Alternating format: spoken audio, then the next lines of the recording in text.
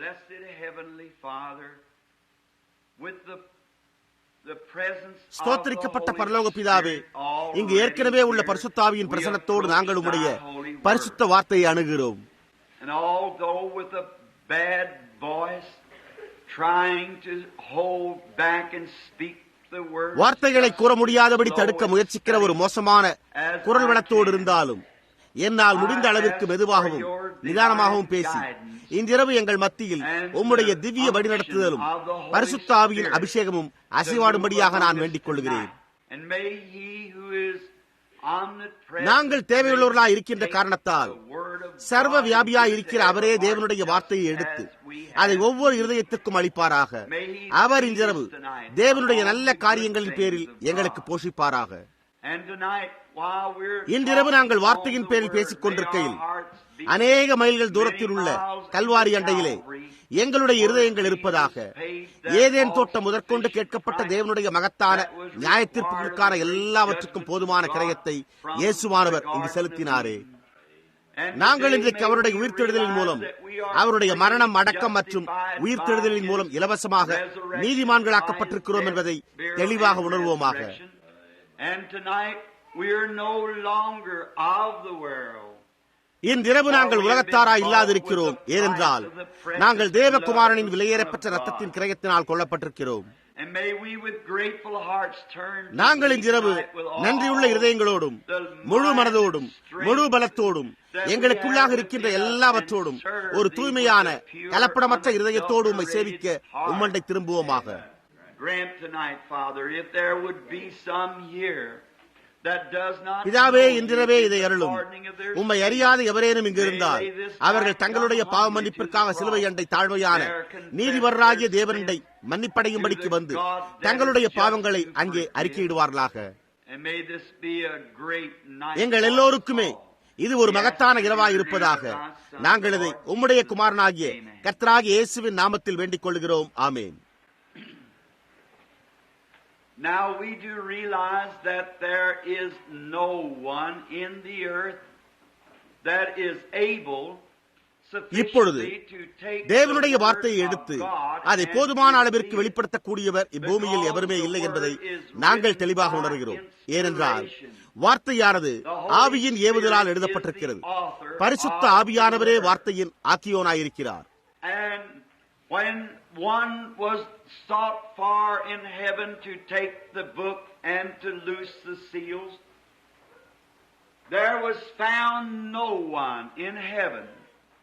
பரலோகத்தில் அந்த புத்தகத்தை எடுத்து அந்த முத்திரைகளை உடைப்பதற்காக ஒருவர் தேடப்பட்ட போது வானத்திலும் பூமியிலும் பூமியின் கீழும் எவருமே அந்த முத்திரையை உடைக்கவும் அந்த புத்தகத்தை பார்க்கவும் கூட பாத்திரவானாக காணப்படவில்லை. And there was a lamb there that had been slain since the foundation of the world. ஆனால் உலக தோற்றம் முதல் அடிக்கப்பட்ட ஆட்டுக்குட்டியானவர் ஒருவர் இருந்தார். அவர் வந்து சிங்காசனத்தின் மேல் இருந்தவருடைய கரத்திலிருந்து புத்தகத்தை வாங்கி அதன் முத்திரைகளை உடைத்து அந்த வார்த்தையை திறந்தார். And we are tonight believing and trusting in him. இப்பொழுது நான் அப்போஸ்தலருடைய நடபடிகள் 2ஆம் அதிகாரத்திலிருந்து வாசிக்கும் போது அவரே வார்த்தையை எங்களுக்காக திறந்து கொடுப்பார் என்று நாங்கள் இன்றிரவு அவர் பேரில் நம்பிக்கை வைத்துக் கொண்டும் விசுவாசித்துக் கொண்டும் இருக்கிறோம். நான் ஏற்கனவே அறிவித்தது போல முதல் இரவு கர்த்தராகிய இயேசுவின் 2ஆம் வருகையை குறித்து பேசினேன். அது புதன்கிழமையாயிருந்தது. வியாழக்கிழமை இரவு எல்லாவற்றுக்கும் போதுமான பலி என்பதன் பேரில் பேசினேன். And Friday night was on the all-sufficient வெள்ளிக்கிழமை இரவு atonement. எல்லாவற்றுக்கும் போதுமான பாவ நிவர்த்தி Did you get பரிபூர்ணம் it? என்பதன் பேரில் பேசினேன். நீங்கள் அதை கடந்த இரவு கேட்டீர்களா? பரிபூர்ணம் எப்படி நாம் தேவனுடைய பார்வையில் முற்றிலும் குற்றமற்றவர்களாயும் பரிபூர்ணமானவர்களாயும் இருக்க முடியும்? இன்றிரவு கல்லறையில் இடுதல் என்பதன் பேரில் பேசுகிறேன். நாளையும் அதற்கு அடுத்து வரும் நாட்களிலும் உயிர்த்தெழுதலை குறித்து பேச உள்ளேன்.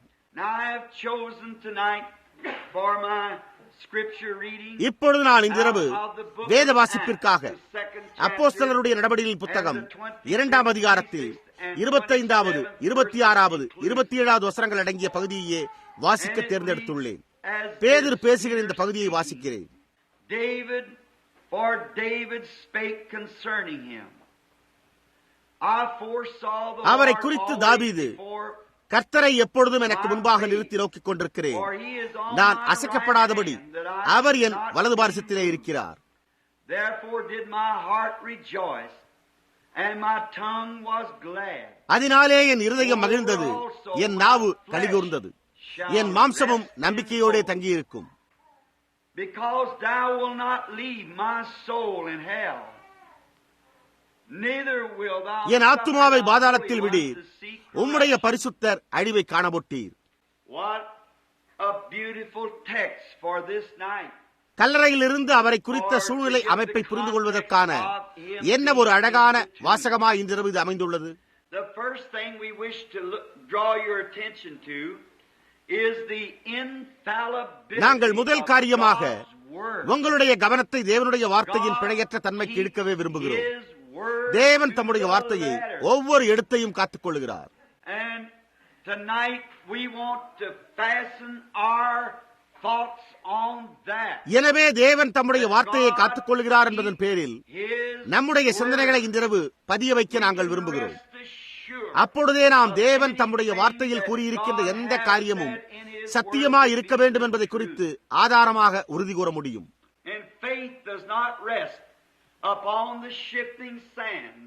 விசுவாசமானது நிலையற்ற மணலான கருத்துக்களின் பேரில் அல்லது மனிதனுடைய வேதசாஸ்திரத்தின் பேரில் சார்ந்திராமல் அது அசைக்க முடியாத கற்பாறையாகிய தேவனுடைய நித்திய வார்த்தையின் பேரிலேயே அதனுடைய முடிவான இளைப்பாறும் ஸ்தலத்தை கொண்டுள்ளது.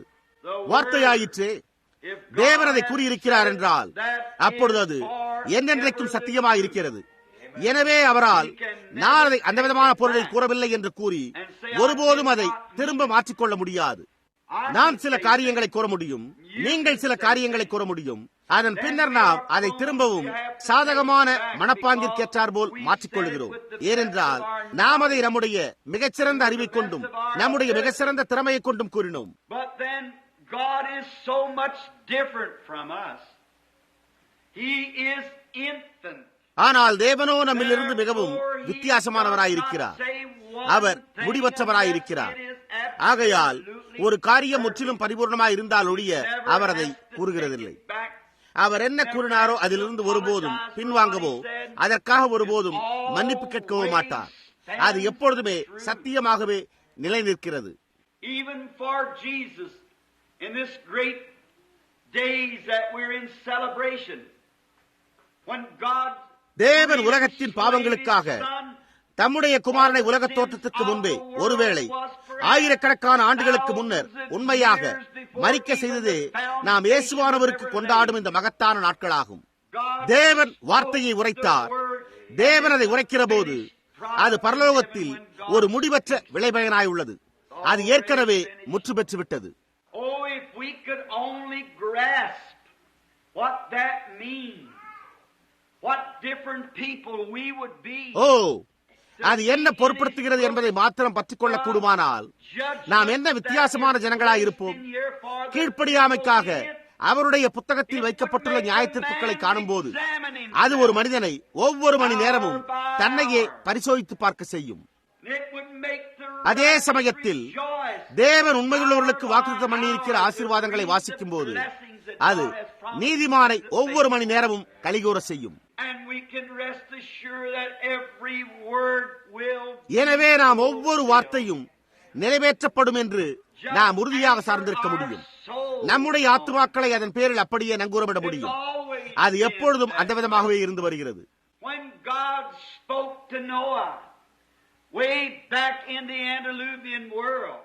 தேவன் ஜலப்பிரளய உலக அழிவிற்கு முன்னர் நோவாவினிடத்தில் பேசினார். அது ஒருவேளை ஒரு வேதாகமம் எழுதப்படுவதற்கு இல்லை, இந்த வேதாகமம் எழுதப்படுவதற்கு முன்பாக இருக்கலாம். தேவன் ஒரு ஜலப்பிரளயம் வரப்போகிறது என்றும் தண்ணீர் பூமியை மூடப்போகிறது என்றும் நோவாவிடம் கூறினார்.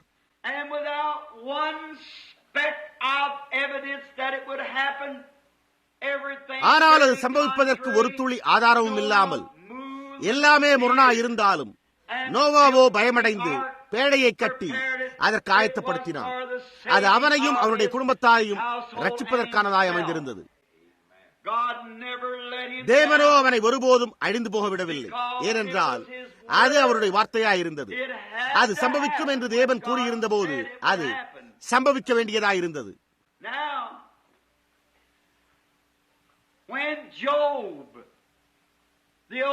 யோபுவின் புத்தகம் வேதாகமத்தில் காணப்படும் மிக பழமையான புத்தகமாகும்.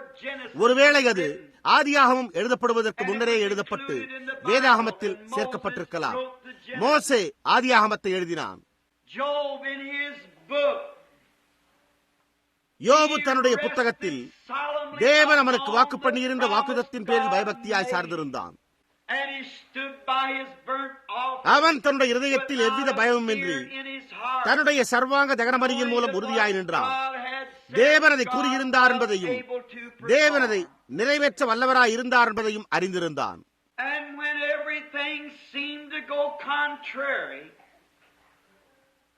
ஒவ்வொரு காரியமும் முரணாக செல்வது போன்று தென்பட்ட போதிலும் யோபு உறுதியாக நின்றான். ஏனென்றால் தேவனுடைய வாக்குத்தத்தம் உறுதியானதா இருந்தது.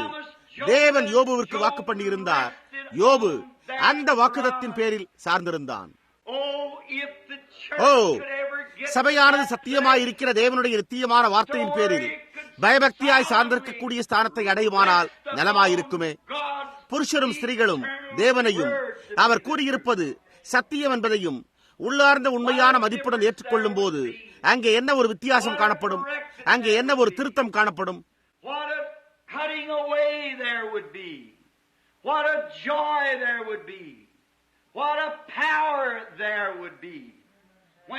அவ்வாறு ஏற்றுக்கொள்ளும் போது அங்கே என்ன ஒரு பிரிவினை காணப்படும், அங்கே என்ன ஒரு சந்தோஷம் காணப்படும், அங்கே என்ன ஒரு வல்லமை காணப்படும். சூழ்நிலை என்னவாக காணப்பட்டாலும் கவலைப்பட வேண்டியதில்லை. ஏனெனில் அதற்கு இதனோடு எவ்வித சம்பந்தமும் கிடையாது.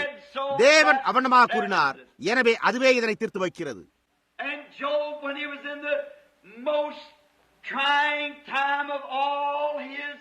யோபு ஏறக்குறைய தன்னுடைய எல்லா சோதனையின் நேர அனுபவங்களிலும் இருந்தபோது அவன் தேவனுடைய சமூகத்தில் ஒரு நீதியுள்ள மனிதனாகவே கண்டறியப்பட்டான்.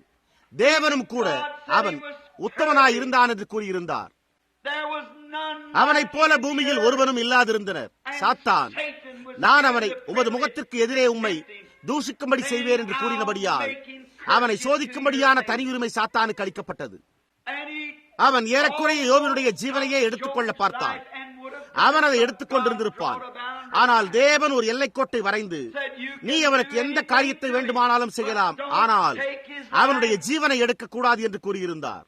Then when Job stood at the very tempting of the crucial moment, he said, அதன் பின்னர் யோபு மிகவும் நெருக்கடியான சோதனையின் நேரத்தில் நின்றபோது அவன், என் மீட்பர் உயிரோடு இருக்கிறார் என்றும் அவர் கடைசி நாளில் பூமியின் மேல் நிற்பார் என்றும் நான் அறிந்திருக்கிறேன்.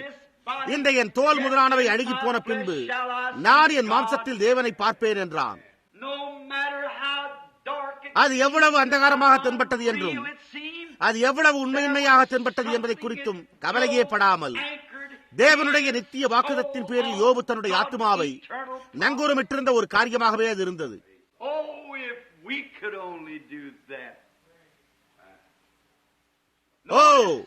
நாமும் அதை மாத்திரம் செய்யக்கூடுமானால் நலமாயிருக்குமே. கவனியுங்கள், அவன் என் மீட்பர் உயிரோடு இருக்கிறார் என்று நான் அறிந்திருக்கிறேன் என்று வாக்குதத்தின் பேரில் சார்ந்திருந்தான். நான் கூற விரும்பும் வார்த்தைகளை நீங்கள் கவனிக்க வேண்டும் என்று விரும்புகிறேன். யோபு தான் அடக்கம் பண்ணப்பட வேண்டிய ஸ்தலத்தை குறிப்பிட்டு கூறியிருந்தான். எனவே யோபு மரித்த போது அவன் கூறியிருந்த விதமாகவே அடக்கம் பண்ணப்பட்டான். ஆபிரகாம் என்னும் பெயர் கொண்ட மற்றொரு மனிதன் இருந்தான். அவன் தேவனை அவருடைய வார்த்தையின்படி ஏற்றுக்கொண்டான். அவன் தேவனை விசுவாசித்தான்.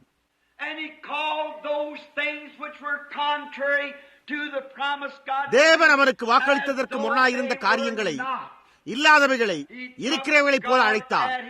அவன் தேவனை அவருடைய வார்த்தையின்படி ஏற்றுக்கொண்டான். நாட்கள் கடந்து சென்ற போதும், வாரங்கள் கடந்து சென்ற போதும், மாதங்கள் கடந்து சென்ற போதும், வருடங்களும் கூட கடந்து சென்ற போதும் அது ஆபிரகாமை சிறிதேனும் மாற்றமடைய செய்யவே இல்லை. வேதம் அவன் தேவனுடைய வாக்குதத்தை குறித்து அவிசுவாசமாய் சந்தேகப்படாமல் விசுவாசம் உள்ளவனாயிருந்து தேவனை மகிமைப்படுத்தினான் என்று கூறியுள்ளது.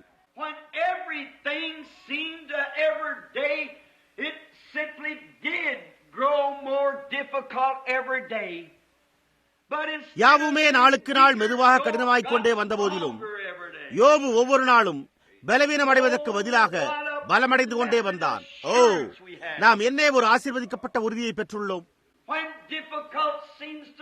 தேவன் வாக்கு பண்ணியிருக்கிறதை அசாத்தியமாக்கக்கூடிய காரியம் எழும்போது போன்று வித்தியாசமாய் காணப்பட்டாலும் நாம் பயமடைந்து உலக பிரகாரமானவற்றுக்கு திரும்பிவிடாமல் நாம் கர்த்தர் உரைக்கிறதாவது என்பதன் பேரில் எப்போதும் நின்றதை பார்க்கிலும் அதிக உறுதியாய் நிற்க வேண்டும். தேவன் ஏதோ ஒரு காரியத்தை கூறுகிற போது அதுவே இதனை தீர்த்து வைக்க வேண்டும். ஆபிரகாம் இல்லாதவைகளை இருக்கிறவைகளைப் போல அழைத்தான். ஏனென்றால் அவைகள் வார்த்தைக்கு முரணாயிருந்தன. ஆபிரகாம் அநேக ஆண்டுகளாக ஒன்று சேர்ந்து வாழ்ந்த தன்னுடைய இனிய இருதயமாகிய மனைவி சாராளை இழந்து விட்ட போது அவன் யோபு அடக்கம் பண்ணப்பட்டிருந்த இடத்திற்கு அருகிலேயே ஒரு பகுதி நிலத்தை வாங்கி அதில் சாராளை அடக்கம் பண்ணினான்.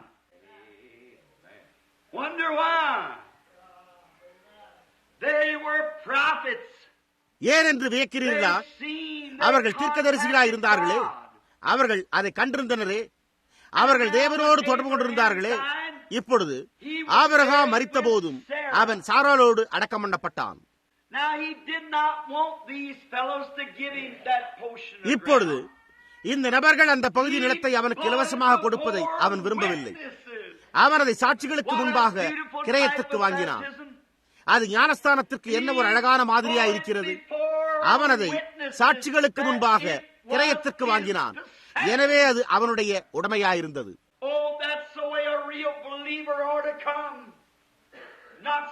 ஓ, அந்த விதமாகத்தான் ஒரு உண்மையான விசுவாசியும் வர வேண்டும். ஏதோ ஒரு மூலையில் நழுவிச் செல்லாமல் அநேக சாட்சிகளுக்கு முன்பாக நான் கர்த்தராகிய இயேசுவிற்கும் பரிசுத்த ஆவிக்கும் அவருடைய மகத்தான கிரியைகளுக்கும் ஒரு சாட்சியா இருக்கிறேன் என்று நிற்க வேண்டும். நாம் இந்த தீங்கு நாள் அணுகுவதை காணும் போது இன்னும் எவ்வளவு உறுதியாக நிற்க வேண்டும்.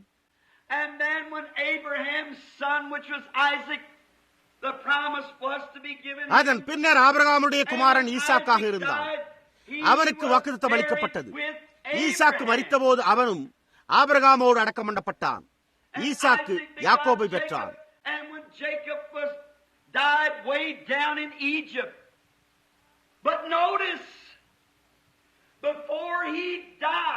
யாக்கோபு எகிப்தில் மரித்து போனான். ஆனால் கவனியுங்கள், அவன் மரிப்பதற்கு முன்னர் அவன் தன் குமாரனாகிய தீர்க்கதரிசியான யோசேப்பினிடத்தில், குமாரனே, இங்கு வா, உன் கையை என் தொடையின் கீழ் வை என்றான். ஏனென்றால் அவன் எப்படி நொண்டியாக்கப்பட்டான் என்றால், கர்த்தருடைய தூதன் அவனுடைய தொடை சண்டை தொட்ட காரணத்தினால் அவன் நொண்டியாக்கப்பட்டான் என்பது நினைவிருக்கும். எனவே அந்த நாள் முதல் கொண்டு அவன் நொண்டி நொண்டி நடந்தான்.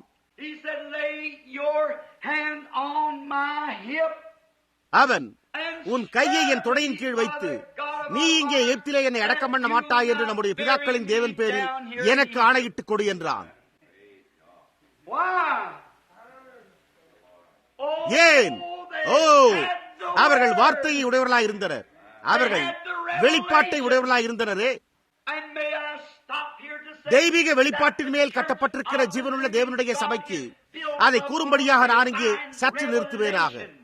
அது ஸ்தாபனத்தின் மேல் அல்ல, ஸ்தாபன அமைப்பின் பேரில் அல்ல, பிரமாணங்களின் பேரில் அல்ல, அல்லது கோட்பாடுகளின் மேல் அல்ல, ஆனால் ஆவிக்குரிய பிரகாரமாக வெளிப்படுத்தப்பட்டுள்ள ஜீவனுள்ள தேவனுடைய சத்தியத்தின் பேரில் கட்டப்பட்டுள்ளது. ஏதேன் தோட்டத்தில் ஆபேல் இருந்தபோது முதல் சபையானது துவங்கினது. அவன் ஒரு ஆட்டுக்குட்டியை கொண்டு வர வேண்டும் என்பதை எப்படி அறிந்து கொண்டான்? ஏன்? அவன் காயின் செய்தது போல பழங்களை கொண்டு வரவில்லை, ஆனால் அவனுக்கு அது வெளிப்படுத்தப்பட்டிருந்தது. இயேசு ஒருமுறை பேசுகையில், மனுஷகுமாரனாகிய என்னை ஜனங்கள் யார் என்று சொல்லுகிறார்கள் என்று கேட்டார். அதற்கு அவர்கள், சிலர் உம்மை மோசே என்றும் எலியா என்றும் சொல்லுகிறார்கள் என்றனர். அப்பொழுது அவர், நீங்கள் என்னை யார் என்று சொல்லுகிறீர்கள் என்று கேட்டார். நீங்கள் பாருங்கள், அது யாரோ ஒருவர் என்ன நினைக்கிறார் என்பதன் பேரில் சார்ந்திராமல் அது சத்தியமாய் இருப்பதை நீங்கள் என்னவென்று அறிந்துள்ளீர்கள் என்பதாய் உள்ளது. எனவே நீங்கள் என்ன கூறுகிறீர்கள்?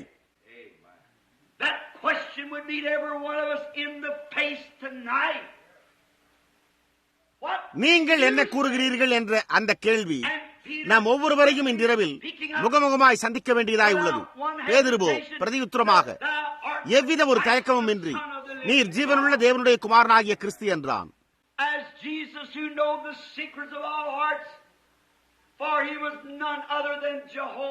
இயேசு எல்லோருடைய இருதயங்களின் ரகசியங்களையும் அறிந்திருந்தபடியால் அவர் வேறு யாருமின்றி மாம்சத்தில் வெளிப்பட்ட யெகோவாவா இருந்தபடியால் அவர், யோனாவின் குமாரனாகிய சீமோனே, நீ பாக்கியவான், மாம்சமும் ரத்தமும் இதை உனக்கு வெளிப்படுத்தவில்லை, பரலோகத்தில் இருக்கிற என் பிதா இதை உனக்கு வெளிப்படுத்தினார். இந்த கல்லின் மேல் என் சபையை கட்டுவேன், பாதாளத்தின் வாசல்கள் அதை மேற்கொள்வதில்லை என்றார். ஜனங்களாகிய நாம் அதை பெற வரும்போது, லூத்தரன்களாகிய நாங்கள் விசுவாசத்தினால் நடக்க விரும்புகிறோம். மெத்தோடிஸ்டுகளாகிய நாங்கள் அதை பெற்றுக்கொள்ள சத்தமிட விரும்புகிறோம். பெந்தேகோஸ்தேக்களாகிய நீங்கள் அதை பெற்றுக்கொள்ள அந்நிய பாஷைகளினால் பேச விரும்புகிறீர்கள்.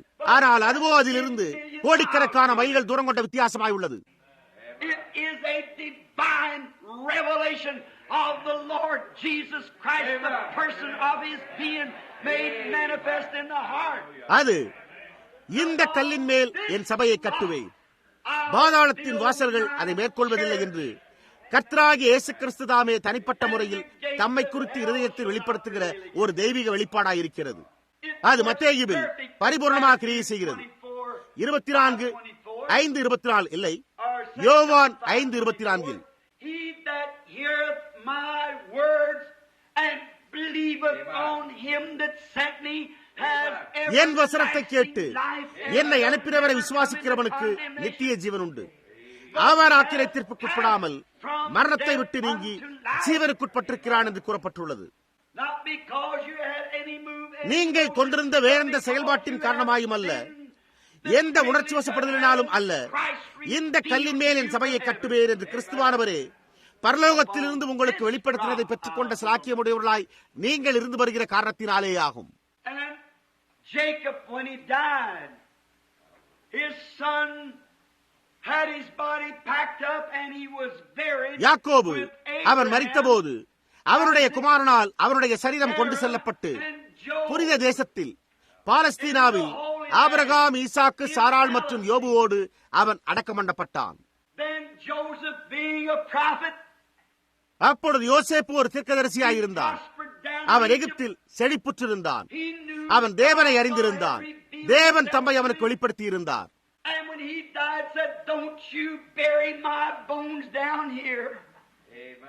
அவன் மரிக்கும் போது, நீங்கள் என்னுடைய எலும்புகளை இங்கே அடக்கம் பண்ண வேண்டாம், ஆனால் என்றோ ஒரு நாள் தேவன் உங்களை நிச்சயமாக சந்திப்பார் என்றான். ஏன்? அவர்கள் 400 வருடங்கள் இந்த தேசத்தில் சேவிப்பார்கள், ஆனாலும் நான் அவர்களை வெளியே கொண்டு வருவேன் என்று மோசேயினிடத்தில் கூறப்பட்ட தேவனுடைய வார்த்தையின் பேரில் பயபக்தியாய் சார்ந்திருந்தான். அவன் வார்த்தையின் பேரில் பயபக்தியாய் சார்ந்திருந்தான். நீங்கள் கவனிப்பீர்களேயானால் இது இங்கு என்ன ஒரு அழகான எடுத்துக்காட்டாய் உள்ளது. ஒவ்வொரு எபிரேயனும் ஆளோட்டிகளின் வாரினால் தங்களுடைய முதுகில் பெற்ற வீங்கின காயத்தோடு கடந்து செல்லும் போது அவன் தன்னுடைய தீர்க்கதரிசியாகிய யோசேப்பின் எலும்புகளை நோக்கி பார்த்து, என்றோ ஒரு நாள் அவர்கள் அங்கிருந்து செல்லப்போவதாய் இருந்ததை அவன் அறிந்து கொண்டான். ஏனென்றால் என்றோ ஒரு நாள் அவர்கள் வெளியே செல்லப் போவதற்கு ஒரு ஞாபக சின்னமாகவே அங்கே அந்த எலும்புகள் விடப்பட்டிருந்தன. சுமார் 15 அல்லது 18 ஆண்டுகளுக்கு முன்னர் பில்லிப்பால் சுமார் 5 வயது சிறுவனாக இருந்தபோது நாங்கள் ஒரு சிறு மலரை எடுத்துக்கொண்டு அவனுடைய தாயாரின் கல்லறைக்கு ஒரு நாள் அதிகாலை ஈஸ்டர் தினத்தன்று சென்றிருந்தோம். அப்பொழுது சூரியனோ தன்னுடைய முதல் கதிரொளியோடு உதயமாய்க் கொண்டிருந்தது. அதாவது அது காலை பொழுதிற்கு சற்று முன்னதாயிருந்தது. அப்பொழுது ஆராதனைக்கு சென்று கொண்டிருந்தோம். அப்பொழுது நாங்கள் அவனுடைய குட்டி தங்கையும் அவனுடைய தாயாரும் அடக்கம் பண்ணப்பட்டிருந்த கல்லறையண்டை நடந்து சென்ற போது இந்த சிறுவன் தன்னுடைய தொப்பியை கழற்றிக் கொண்டான். பின்னர் அவன் வாயை மூடிக்கொண்டு அழத் தொடங்கி, அப்பா, அம்மா இங்கே கீழே உள்ள கல்லறை குழியிலா இருக்கிறார்கள் என்று கேட்டான். அதற்கு நானோ, இல்லை மகனே, அவள் அங்கே கீழே உள்ள அந்த கல்லறையில் இல்லை. அவள் உன்னையும் என்னையும் காட்டிலும் கோடிக்கணக்கான மடங்கினை கொண்ட ஒரு மேலான நிலையில் இருக்கிறாள் என்றேன். அப்பொழுது அவனோ, நான் மீண்டும் அம்மாவை காண்பேனா என்று கேட்டான். அதற்கு நான், தேவனுடைய கிருபையினால் நீ அதனை வாஞ்சிப்பாயானால் உன்னால் அவளை மீண்டும் காண முடியும் என்று. அப்பொழுது அவனோ, அவளுடைய சரீரம் இந்த கல்லறையிலிருந்து மேலே எழும்பி வருமா என்று கேட்டான். அதற்கு நான், தேனே, உன்னுடைய கண்களை மூடிக்கொள், நான் உனக்கு ஒரு சிறு கதையை கூற உள்ளேன். அநேக ஆண்டுகளுக்கு முன்னறி காலையில் ஒரு கல்லறை வெறுமையாக விடப்பட்டிருந்தது என்றேன். மேலும் நான் அது ஒரு நினைவு சின்னமாய் உள்ளது என்றும் தேவனுக்குள் நித்திரடைந்தவர்களையும் கிறிஸ்து வரும்போது அவரோடு கூட கொண்டு வருவார் என்றும் கூறினேன். நான் எவ்வித சந்தேகத்தின் நிழலுக்கும் இடமின்றி தேவனுடைய நித்திய வாக்குதத்தின் பேரில் பயபக்தியோடு சார்ந்துள்ளேன். பண்டைய யோபுவை போல் நாம் சாம்பலுக்கு சாம்பல், மண்ணுக்கு மண் என்று கூறுவதை கேட்கும் போது அது நமக்கு லாங்ஃபெலோ என்பவர் கூறினதையே நினைப்பூட்டுகிறது. வாழ்க்கை ஒரு வெற்று கனவுதான் என துயரமிகு பாக்களி என்னிடம் கூறாதே, ஏனெனில் உறங்கும் ஆத்துமா மரித்திருக்கிறது, காரியங்கள் தென்படுபவை போல் அவை இருப்பதில்லை. மேலும் அவர், ஆம், உண்மையானது வாழ்க்கை, உள்ளார்ந்தது வாழ்க்கை, கல்லறை அதனுடைய குறிக்கோள் அல்ல, நீ மண்ணாய் இருக்கிறாய் மண்ணுக்கு திரும்புவாய் என்று உரைக்கப்பட்டது ஆத்துமாவை குறித்ததல்ல என்று உரைத்தார். அவர்கள் அதை ஒரு ஆவிக்குரிய சரீரம் என்று அழைக்கின்றனர். அதாவது நாம் இங்கிருந்து பிரிந்து செல்லும் போது நாம் வேறெங்கோ ஒரு இடத்திற்குள்ளாக செல்கிறோம்.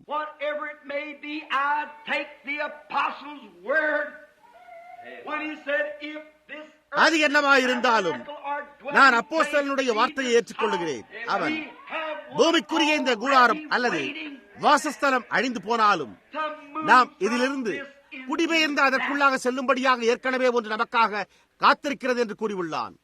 Abraham, Isaac, Jacob, Job, ஆபிரகாம், ஈசாக்கு, யாக்கோபு, யோபு மற்றும் எல்லா தீர்க்கதரிசிகளுமே ஒரு உயிர்த்தெழுதல் வரப்போகிறது என்றும் மீட்பர் வரப்போகிறார் என்றும் நம்பிக்கை கொண்டு விசுவாசித்தனர்.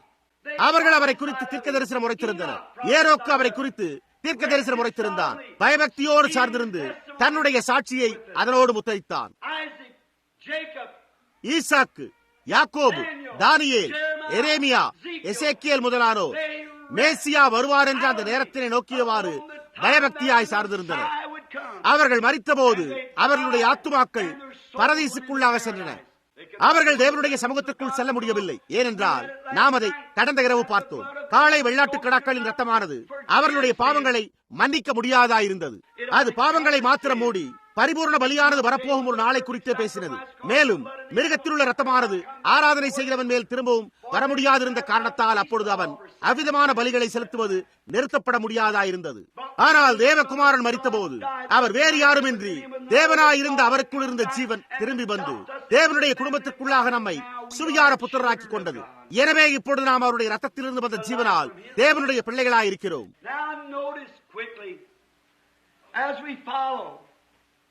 இப்பொழுது நாம் தொடர்ந்து பேசிக்கொண்டே செல்கையில் துரிதமாக கவனியுங்கள்.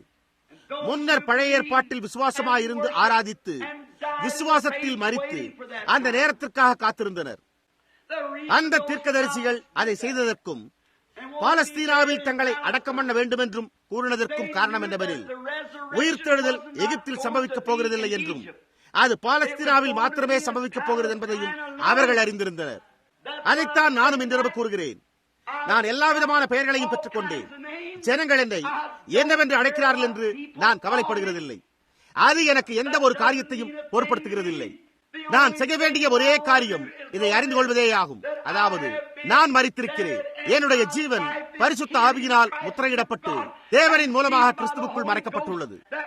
எனவே அப்பொழுது அவர் என்னை மரித்தோர் மத்தியில் இருந்து கூப்பிடும் போது நான் அந்நாளில் மறுபுத்திரம் அருளுவேன். கிறிஸ்துவுக்குள் என்னை அடக்கம் பண்ணுங்கள். ஏனென்றால் கிறிஸ்துவுக்குள் இருப்பவர்களை தேவன் அந்நாளில் அவரோடு கொண்டு வருவார். நாம் எப்படி கிறிஸ்துவுக்குள் பிரவேசிக்கிறோம்? 1 கொரிந்தியர் 12:13 எல்லோரும் ஒரே ஆவியினால் ஒரே சரீரத்துக்குள்ளாக ஞானஸ்தானம் பண்ணப்பட்டு தேவனுடைய ராஜ்யத்தின் பிரஜைகளாகிறோம் என்று உரைக்கிறது. நாம் பூமியின் மேல் அந்நியர்களும் பரதேசிகளுமாய் இருக்கிறோம் என்று அறிக்கையிட்டு உலக பிரகாரமான காரியங்களை தேடாமல் அவர் தம்முடைய மகிமையில் வரும்போது எல்லையற்ற சமுத்திரத்தை ஆளுகை செய்ய வரும் அந்த ஸ்தோத்திரிக்கப்பட்ட ராஜாவின் வருகைக்காகவே எதிர்நோக்கிக் கொண்டிருக்கிறோம்.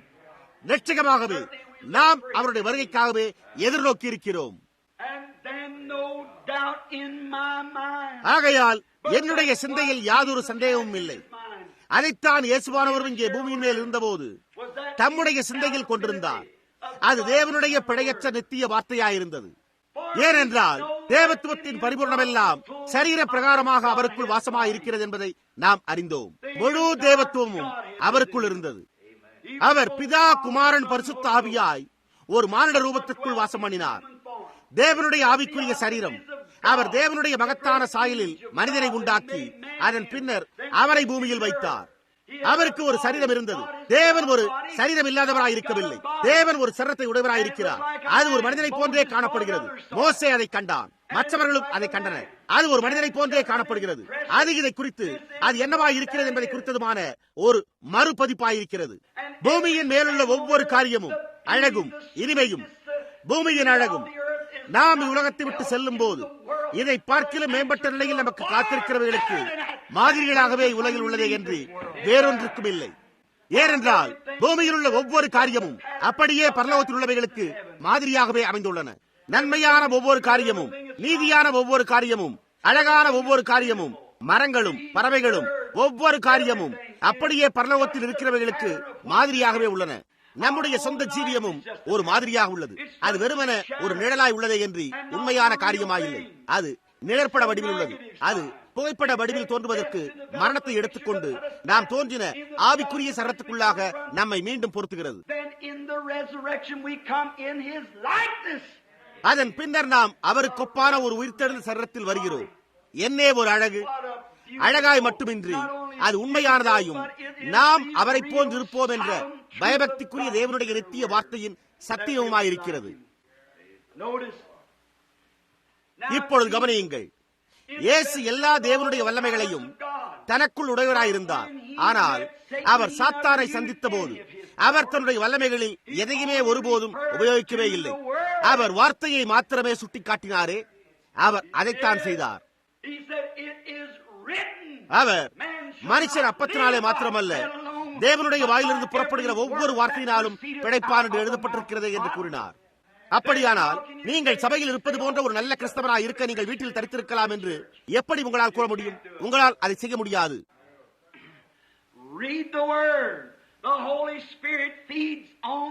வார்த்தையை வாசியுங்கள். பரிசுத்த ஆவியானவரே வார்த்தையை போஷிக்கிறார். வேதமானது அவருடைய சபைக்கான ஆவிக்குரிய ஆகாரமாய் உள்ளது. பரிசுத்த ஆவியானவரே அதை உங்கள் அண்டைக்கு கொண்டு வந்து அதை இருதயத்தில் வைத்து அதற்கு நன்றி செலுத்தும் தண்ணீரால் நீர் பாய்ச்சுகிறார். ஒவ்வொரு தெய்வீக வாக்குத்தத்தமும் சரியாக தேவன் அது என்ன செய்யும் என்று கூறினாரோ அதனை உண்டு பண்ணும். அது உண்டு பண்ணப்படத்தான் வேண்டும். அது அவருடைய வார்த்தையாயிருக்கிறது. அது ஜீவனாயிருக்கிறது. இப்பொழுது எனக்கு இன்னும் அரை மணி நேரம் மட்டுமே இருந்தது என்பதையே நான் மறந்து போய்விட்டேன். எனவே நான் கூற வேண்டும் என்று இருப்பதை கூறுவதற்கு அதிக நேரமாகிவிடுகிறது. ஆனால் இயேசுவானவருடைய ஜீவியத்தின் கடைசி மணி வேளையில் இல்லை, 2 மணி நேரத்திற்கு முன்னர் அவருடைய ஜீவியத்தை குறித்த அநேக தீர்க்க தரிசனங்கள் நிறைவேற்றப்பட்டன என்பதை கவனியுங்கள். யாரோ ஒருவர் என்னிடத்தில், சகோதரன் பிரணாம், இது சம்பவிக்க வேண்டும், அது சம்பவிக்க வேண்டும் என்று கூறினார். அதற்கு நான் அது 1 மணி நேரத்தில் நிகழக்கூடும் என்றேன். நீங்கள் 22ஆம் சங்கீதத்தை வாசிப்பீர்களேயானால், சிலுவையில் அவருடைய மரண வேளையை கவனித்து பார்ப்பீர்களேயானால், அவருடைய ஜீவியத்தின் கடைசி 2 அல்லது 3 மணி நேரத்தில் எத்தனை நிறைவேற்றப்படாத தீர்க்க தரிசனங்கள் நிறைவேற்றப்பட்டன என்பதை நான் இப்பொழுது சற்று மறந்துவிட்டேன். நிச்சயமாக தாவீது அதை குறித்து கதறின போது அவர்களின் கைகளையும் என் கால்களையும் உருவ குத்தினார்கள். என் தேவனே, என் தேவனே, ஏன் என்னை கைவிட்டீர் என்பனவற்றை கூறினான். அதன் பின்னர் நீங்கள் சத்தியத்தை, பிழையற்ற தேவனுடைய வார்த்தையின் பாகத்தை, மற்றொரு காரியத்தை கவனிக்க வேண்டும் என்று நான் விரும்புகிறேன். வேதம் அவனுடைய எலும்புகளை எல்லாம் காப்பாற்றுகிறார், அவைகளில் ஒன்றும் முறிக்கப்படுவதில்லை என்று உரைத்துள்ளது. ஏனென்றால் அது பஸ்கா ஆட்டுக்குட்டிக்கு ஒரு மாதிரியாயிருந்தது. அந்த ஆட்டுக்குட்டி எவ்வித பழுதுமற்றதாக இருக்க வேண்டும். அந்த ஆட்டுக்குட்டியின் எலும்புகள் ஒன்றும் முறிக்கப்படக்கூடாது. அவர் மரித்தபோது அந்த நேரத்தில் அவர்களோ ஒரு சுத்தியலை கொண்டு அவருடைய கால் எலும்புகளை முறிக்க சென்றனர். ஆனால் அதற்கு சற்று முன்னர் தான், அந்த மிக நெருக்கடியான நேரத்தை நோக்கி பாருங்கள், அந்த மனிதன் சுத்தியலோடு அவருடைய கால் எலும்புகளை முறிக்க ஆயத்தமாயிருந்தான். ஆனால் தேவனுடைய வார்த்தையோ அவருடைய சரீரத்தில் உள்ள எலும்புகளில் ஒன்று முறிக்கப்படுவதில்லை என்று உரைத்திருந்தது. அது எப்படி சம்பவிக்கப் போகின்றது? நாம் துரிதமாக முடிக்க வேண்டியதாக இருக்கிறது. தேவனுடைய வார்த்தை நித்தியமானதாக இருக்கிறது. தேவனுடைய வார்த்தை பரிபூர்ணமாக இருக்குமானால் ஒரு உயிர்த்தெழுதல் உண்டு என்பது எவ்வளவு நிச்சயமோ அவ்வளவு நிச்சயமாய் கிறிஸ்துவுக்குள் இருப்பவர்கள் எழும்பி வருவர். தேவன் தம்முடைய வார்த்தைக்கு கடமைப்பட்டவராய் அவர் உங்களை ரட்சிப்பது போன்றே உங்களை சுகப்படுத்த வேண்டியவராய் இருக்கிறார். ஏனென்றால் அது அவராயும் வாக்குத்தத்தம் பண்ணப்பட்டிருக்கிற அவருடைய வார்த்தையாயும் இருக்கிறது. அது தேவனுடைய வார்த்தையாயிருக்கிறது. அதிலிருந்து எதையுமே எடுத்து போட நமக்கு உரிமையே கிடையாது. ஆனால் அது சத்தியமாய் இருக்கிறது என்று கூற வேண்டும். அதை விசுவாசியுங்கள். என்ன சம்பவித்தாலும் கவலைப்படாமல் அதை எப்படியாவது விசுவாசியுங்கள். அந்த விதமாகத்தான் மற்றவர்களும் அதை விசுவாசிக்க வேண்டியதாக இருந்தது. எனவே நாம் அதிலிருந்து விலக்கப்பட்டிருக்கவில்லை. தேவன் இஸ்ரவேலருக்கு பாலஸ்தீனாவை கொடுத்தார். ஆனால் அவர்கள் பெற்றுக்கொண்ட ஒவ்வொரு அங்குல நிலத்திற்காகவும் அவர்கள் போரிட வேண்டியதாக இருந்தது. வாக்குத்தத்தம் உங்களுடையதாக இருக்கிறது. ஆனால் நீங்கள் உரிமை கோரும் ஒவ்வொரு அங்கலத்திற்காகவும் நீங்கள் போரிட வேண்டியதாக இருக்கிறது. பிசாசு அதற்கு போரிடுவான். நிச்சயமாகவே அவன் போரிடுவான். ஆனால் கவனியுங்கள், அவர்கள் நம்முடைய கர்த்தராகிய இயேசுவின் கால் எலும்புகளை முறிக்க ஆயத்தமாய் இருந்தபோது அந்த சுத்தியல் அந்த கால் எலும்பை அடித்து முறித்திருக்குமானால் அப்பொழுது தேவன் பொய்யானவராக கண்டறியப்பட்டிருந்திருப்பார். ஆனால் அந்த வெளியேறப்பட்ட சரீரத்தில் அந்த சுத்தியலை அடிக்க வேதனைக்குரிய இருள் சூழ்ந்த முழு அந்தகாரத்திலும் உள்ள பிசாசுகள் அனைத்தாலுமே முடியாமற் போயிற்று. ஏனென்றால் அதற்கு 800 ஆண்டுகளுக்கு முன்னரே தாவீது அவருடைய சரீரத்தில் உள்ள எலும்புகள் ஒன்றும் முறிக்கப்படுவதில்லை என்று கூறியிருந்தார். தேவனுடைய வார்த்தை சத்தியமுள்ளதாய் நிற்க வேண்டியதாயிருந்தது. ஆனால் அப்பொழுது அவர்கள் என்ன செய்தனர்? அவர்கள் ஒரு ஈட்டியை எடுத்து அவருடைய விலாவில் உருவ குத்தின போது அவர்கள் என் கைகளையும் என் விலாவையும் உருவ குத்தினார்கள் என்று வேதம் கூறியிருந்தது நிறைவேறும்படியாக ரத்தமும் தண்ணீரும் புறப்பட்டு வந்தன. வார்த்தை நிறைவேற்றப்பட்டது. இப்பொழுது அவர் மரித்துக் கொண்டிருந்த போது அது என்ன ஒரு திகில் உண்டாக்குகிற வேலையா இருந்தது. நான் அந்த பாடலை குறித்து நினைத்து பார்க்கிறேன். அநேக ஆண்டுகளுக்கு முன்னர் புலவன் எழுதின அந்த பாடலை நான் நினைக்கும் போது உண்மையாகவே அது எனக்கு நடுக்கம் தருகிற உணர்வையே உண்டாக்குகிறது. பிளவுண்ட கற்பாறைகளுக்கும் இருள் சூழ்ந்த வானங்களுக்கும் மத்தியில் என் இரட்சகர் தன்னுடைய தலையை சாய்த்து மரித்தார். கிழிந்த திரையானது பரலோகத்தின் சந்தோஷத்திற்கும் முடிவற்ற நாளுக்கும் வழியை வெளிப்படுத்தினது. அவர் அங்கே ரத்தமடிய மரித்துக் கொண்டும் தொங்கிக் கொண்டும் இருக்கையில் அவர் தம்முடைய தலையை சாய்த்து மரித்த போது தேவன் தம்முடைய சாயலின்படி உண்டாக்கின மானிட சிருஷ்டிகளை மீட்க அதை போன்ற அப்பேற்பட்ட ஒரு கிரயத்தை செலுத்த வேண்டியதா இருக்கிறது என்று சூரியன் எண்ணி அவர்கள் மேல் பிரகாசியாதபடி தனக்குத்தானே மிகவும் வெட்கமடைந்து கொண்டது. சூரியன் அந்த வேளையில் பூமியின் மேல் பிரகாசிக்க மறுத்துவிட்டது. சந்திரனும் தன்னுடைய ஸ்தானத்திலிருந்து பின்னிட்டு திரும்பும் அளவிற்கு அவ்வளவு தடுமாற்றம் அடைந்தது. நட்சத்திரங்களும் பூமிக்கு தங்களுடைய ஒளியை கொடுப்பதற்கு மறுத்துவிட்டன. பாவம் என்ன ஒரு பயங்கரமான காரியமாய் இருக்க வேண்டும். எப்படியாய் தேவன் அதனோடு ஈடுபட வேண்டியதா இருந்தது. அந்த பரியாசக்கார ஆசாரியர்கள் துப்பின எச்சில்கள் அவருடைய முகத்தில் வழிந்து கொண்டிருந்தது. ஒரு மனிதன் ஒரு கோலினால் அவருடைய தலையின் மேல் அடித்து, நீர் ஒரு தீர்க்கதரிசியானால் உம்மை அடித்தது யார் என்று எங்களுக்கு சொல்லும் என்றான். அவர்களில் ஒருவன் அவருடைய முகத்திலிருந்து தாடியை பிடுங்கி அவருடைய முகத்தில் அறைந்த போது அவரே நம்முடைய பாடுகளை அவர் மேல் ஏற்றுக்கொள்ள வேண்டும் என்று விரும்பினார். அவர் என் ராஜ்யம் இவ்வுலகத்துக்குரியதா இருந்திருந்தால் நான் என் பிதாவை வேண்டிக் கொண்டால் அவர் 12 லேகியோனுக்கு அதிகமான தூதரை என்னிடத்திற்கு அனுப்புவாரே என்றார். அதை மாற்றி இருந்திருக்க முடியும். ஆனால் எப்படி அவரால் அதை செய்திருக்க முடியும்? அவரால் அதை செய்ய முடியவில்லையே. ஏனென்றால் அது தன்னுடைய சொந்த பிள்ளைகளே அவருடைய ரத்தத்திற்காக கூக்குரலிட்டுக் கொண்டிருந்ததா இருந்தது. ஒரு தந்தையினுடைய ஒரு தகப்பனுடைய தங்களுடைய சொந்த தகப்பனுடைய ரத்தத்திற்காக தன்னுடைய சொந்த பிள்ளைகளே அந்தகாரத்தில் கூக்குரலிட்டுக் கொண்டிருப்பதை உங்களால் கற்பனை செய்து பார்க்க முடிகிறதா? அந்த காரணத்தினால்தான் அவரால் மரிப்பதை தவிர வேறொன்றும் செய்ய முடியாதிருந்தது. அவர் மரித்திருக்காவிடில் அது அவருடைய பிள்ளைகளுக்கான ஆக்கிரை தீர்ப்பாய் இருந்திருக்கும். அது சிருஷ்டிகளுக்கான ஆக்கிரை தீர்ப்பாய் இருந்திருக்கும். ஆனால் தம்முடைய ஜனங்களை ரட்சிக்க அவர் மரிக்க வேண்டியதாயிருந்தது.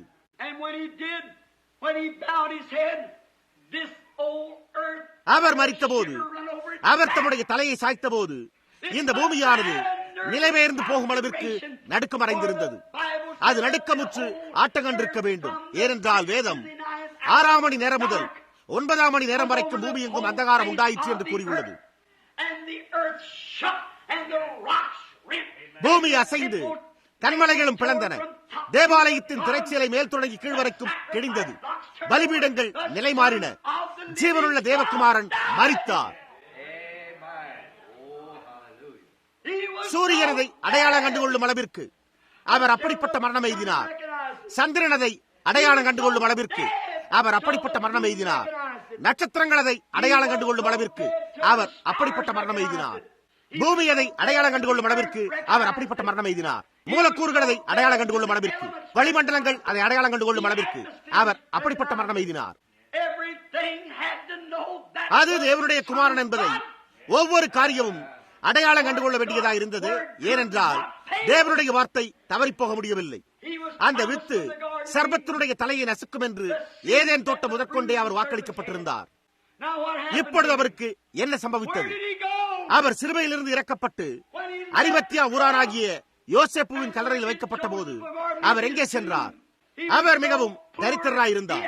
அவருக்கு தம்முடைய தலையை சாய்க்க ஒரு இடமும் இல்லாதிருந்தது.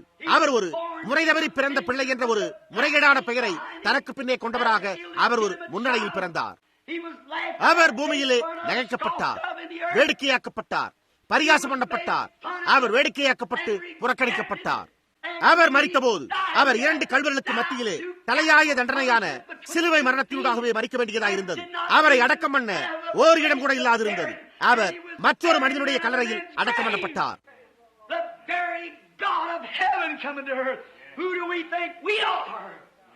அதே பரலோகத்தின் தேவன் தாமே பூமிக்கு வருகிறாரே. நாம் ஒரு சிறு துன்பத்தினூடாக செல்ல வேண்டும் என்னும் போது நாம் யார் என்றும் நாம் யாருக்காக அவ்வாறு செய்கிறோம் என்றும் எண்ணி பார்க்கிறோமா? ரோம போர் சேவகனோ மெய்யாகவே அது தேவகுமாரன் தான் என்றான். பாவியும் அதனை அடையாளம் கண்டுகொள்ள வேண்டியதாக இருந்தது. யூதாஸ், நான் குற்றமில்லாத ரத்தத்தை காட்டிக் கொடுத்து விட்டேன் என்றார். அவர் அதை அடையாளம் கண்டுகொள்ள வேண்டியதாக இருந்தது. முழு பூமியும் அதை அடையாளம் கண்டுகொண்டது. அதன் பின்னர் அவர் எங்கே சென்றார்?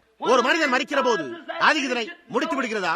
இல்லை ஐயா, அவர் அந்த விதமாக மரிக்க வேண்டியதாக இருந்தது. ஏனென்றால் அவர் அந்த விதமாக மரிப்பார் என்று தேவனுடைய வேதம் கூறியிருந்தது. அவர் தேவனுடைய வார்த்தையை நம்பியிருந்தார்.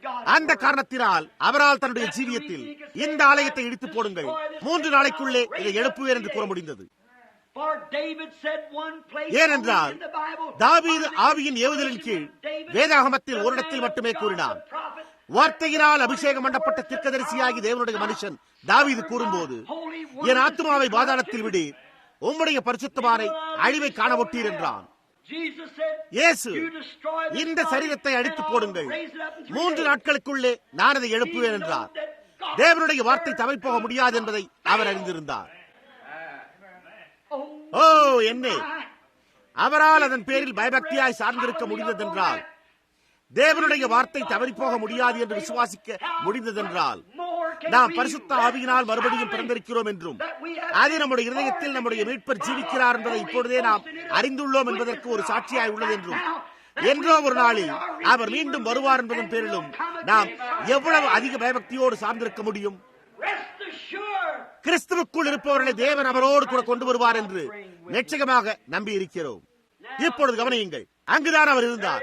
அந்த சரீரத்தின் ஒரு உயிரினமும் அழிந்து போகக்கூடாது என்பதை அவர் அறிந்திருந்தார். 72 மணி நேரத்தில் அதற்கு அழிவு உண்டாகின்றது. அந்த காரணத்தினால்தான் அவர் ஒருபோதும் 3 நாட்கள் தரித்திருக்கவே இல்லை. அவர் வெள்ளிக்கிழமை பிற்பகல் மரித்து ஞாயிற்றுக்கிழமை காலையில் உயிர்த்தெழுந்தார். ஆனால் அது 3 நாட்களுக்குள் சம்பவித்தவையாயிருந்தது. அந்த 3 நாட்களுக்குள் அவர் மீண்டும் உயிரோடு எழ வேண்டியதாக இருந்தது. ஏனென்றால் அவர் தேவனுடைய வார்த்தையை நம்பியிருந்தார். இதோ அவர் செல்கிறாரே.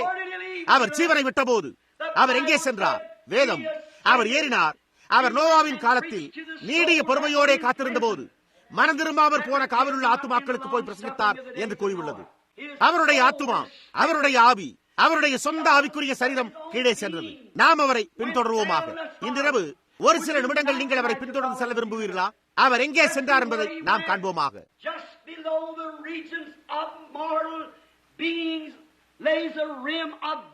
மானிட வர்க்கங்கள் வாழும் பகுதிக்கு கீழே பிசாசின் அதிகார எல்லை உள்ளது. அதற்கு கீழே, இதற்கு சற்று மேலே அநீதி உள்ள ஆத்துமாக்கள் இருக்கின்றன. அதற்கு கீழேதான் சாத்தானின் ராஜ்யம் பாதாளம் உள்ளது. பரிசுத்த ஆவியானவரோ நமக்கு மேலே இருக்கிறார். அதற்கு கீழே உள்ள பலிபீடத்தில் நீதிமான்களின் ஆத்துமாக்கள் உள்ளன. அதன் பின்னர் தேவன் தாமே எல்லாவற்றுக்கும் மேலே இருக்கிறார். ஒன்று கீழ்நோக்கி செல்கிறது, ஒன்று மேல் நோக்கி செல்கிறது. பூமியின் மேலுள்ள 2 ஆவிகளே இந்த பூமியில் உள்ள ஜனங்களை இயக்குகின்றன. இயேசுவானவர் மரித்தபோது அவர் அங்கே கீழே உள்ள பிசாசின் மண்டலத்திற்கு மேலே செல்கிறார். வெள்ளிக்கிழமை பிற்பகல் அவருடைய மரணத்துக்கு பிறகு அவர் இழக்கப்பட்டோரின் சலத்தின் வாசலை தட்டுவதை என்னால் காண முடிகிறது. நாம் அவரை ஒரு நிமிடம் பின்தொடர்வோமாக. வாசல் திறக்கிறது. அங்கே ஸ்திரீகள் இருந்தனர், அங்கே புருஷர்கள் இருந்தனர், அங்கே வாலிப ஸ்திரீகள் இருந்தனர், அங்கே வயோதிகர்களும் இருந்தனர். அவர்கள் எல்லோருமே இழக்கப்பட்ட ஆத்துமாக்களின் சிறையிருப்பு என்று அழைக்கப்பட்ட அந்த பயங்கரமான இடத்தில் இருந்தனர். எனக்கு நேரம் இருந்தால் நான் அதை உங்களுக்கு கூறியிருப்பேன். அது ஒரு தரிசனமாயிருக்கலாம். ஆனால் ஒரு சமயம் நான் பாவியா இருந்தபோது, எனக்கு அறுவை சிகிச்சை நடந்தபோது அந்த ஸ்தலத்திற்கு சென்றேன். அப்பொழுது நான் இரக்கத்திற்காக கூக்குரலிட்டேன். நான் தரிசனத்திலிருந்து தெளிந்த போது நான் மேற்கு திசையில் என் கைகளை வானத்தை நோக்கியவாறு மேலே உயர்த்திக் கொண்டு நின்று கொண்டிருந்தேன். அப்பொழுது ஒரு சிலுவையின் ஒளி என் மேல் பிரகாசித்தது. ஆனால் அங்கே அந்த துக்ககரமான ஸ்தலத்தில் உள்ள வாசலண்ட இயேசுவானவர் நடந்து சென்றார். அவர் தேவகுமாரனாய் இருந்தார் என்று ஒவ்வொரு காரியமும் சாட்சி பகர வேண்டியதாக இருந்தது. ஏனென்றால் நோவாவின் நீடிய பொறுமையான நாட்களில் அவர்களுக்கு பிரசங்கிக்கப்பட்டிருந்தது. வாசலை தட்டுகிறார். அவர் ஏனோக்கு ஒருவரை குறித்து பேசுகிறானே, அவர்தான் நான் சர்பத்தின் தலையை நசுக்க வேண்டியிருந்த ஸ்திரீயின் வித்தாயிருக்கிறேன். ஒவ்வொரு தேவனுடைய வார்த்தையும் நிறைவேற்றப்பட்டிருக்கிறது. நான் அப்பாலுள்ள கல்வாரியில் மரித்தேன். நான் என்னுடைய சபையை கிரயத்திற்கு கொண்டேன்.